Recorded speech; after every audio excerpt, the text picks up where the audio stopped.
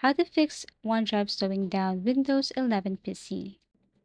So first, you need to pause OneDrive sync temporarily. Click the OneDrive cloud icon in the taskbar. You have to go to select Help and Settings and pause syncing. You can choose 2 hours or more if possible. This reduces background activity when you need more speed.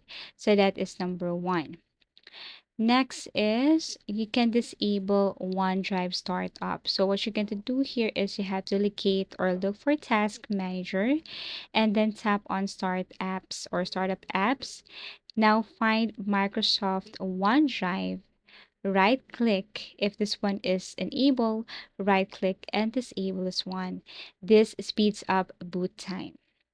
Next, use files on demand. If there is files on demand, you need to enable this one. This keeps files online until you need them, reducing storage and sync load.